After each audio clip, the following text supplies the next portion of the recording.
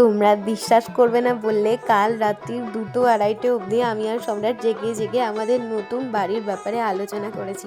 আজকে সকালে ব্রেকফাস্টে কত কিছু আছে জানো? ফ্রাইড রাইস, পনির, তড়কা। তার কারণ হচ্ছে গতকাল রাত্রে যা যা অর্ডার গিয়েছিল সেগুলি আজকে সকালে আমাদের ব্রেকফাস্ট।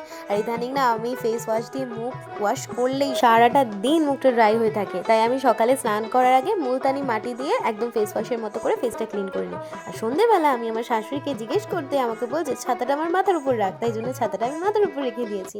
বিকেলবেলা এত খিদে পেয়েছিল, পাশের বাড়ির জেঠি একটু একটু কেক দিয়ে গেছিলো। কেক খেয়ে আমি শাশুড়িকে জিজ্ঞেস করছি যে মা, উনি আর কিছু দিয়ে যায়নি? আমার তো ভীষণ খিদে পেয়েছে। আমি ভাবছিলাম হয়তো কেকের সাথে আর একটু কিছু থাকবে। আর এদিকে রাত্রিবেলা বানিয়ে নিচ্ছি ম্যাজিক পোটলা ফর হেয়ার গ্রোথ। এটাকে নিয়ে মাথার মধ্যে ধীরে ধীরে ম্যাসাজ করব। ম্যাজিক পোটলার ব্যাপারে আজকে তো ডিটেলসে বলার মতন ভিডিওতে আর জায়গা নেই। নেক্সট দিন যদি জানতে চাও আমাকে কমেন্ট করো, আমি একটা ডিটেল ভিডিও এটার উপরে বানাবো।